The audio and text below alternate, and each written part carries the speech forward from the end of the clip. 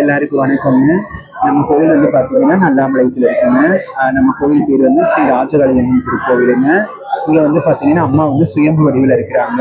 அம்மா வந்து ஓலை குடிசை பனை ஓலை குடிசையில தான் அம்மா இருப்பாங்க. இப்போ வந்து கோயில் வந்து கும்பாபிஷேகம் ஆச்சுங்க.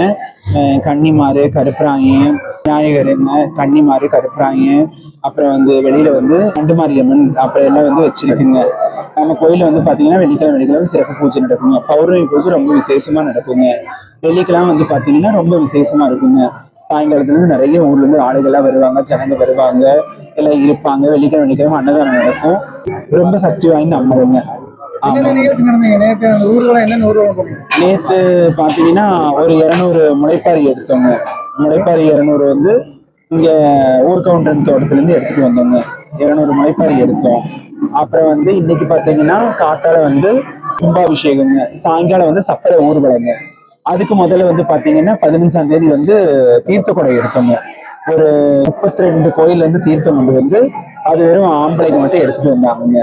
கொண்டு வந்து அதை வச்சிருந்தோம். அதை வச்சிருந்து அந்த கலசத்தை அந்த நீரை தான் வந்து பாத்தீங்கன்னா கலசங்கள்ல ஊத்தி சாமி ஆவகானம் பண்ணி வச்சு அந்த நீரை தான் இப்ப வந்து அம்மா கும்பாபிஷேகம் பண்ணிச்சுங்க.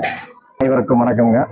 நம்ம ராஜகாளியம்மன் கோயில் பார்த்தீங்கன்னா கவனம்பாளையம் தாண்டி நல்லாம்பாளையம் வாசவியம்மன் கார்டன்ல 15 வருடமா பழமையான கோயிலுங்க.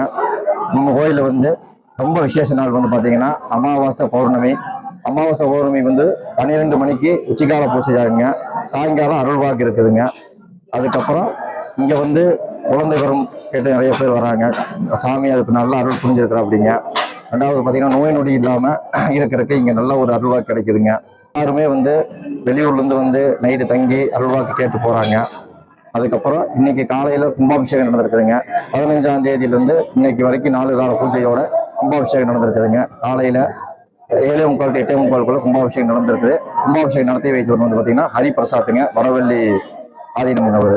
நம்ம கோயில அன்னதானம் பார்த்தீங்கன்னா இன்னைக்கு மத்தியானம் வந்தீங்க 2000 பேர்த்துக்கு பரிமளா ராஜமேனன் அவர்கள் வந்து அன்னதான உபயம் பண்ணியிருக்கிறாங்க.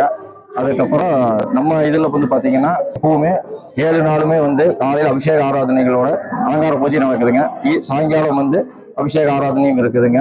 இன்னைக்கு சாயங்காலம், அதாவது இன்னைக்கு வியாழக்கிழமை அப்புறம் ஒரு 6 மணிக்குல இருந்து 12 மணி வரைக்கும் நடக்குதுங்க.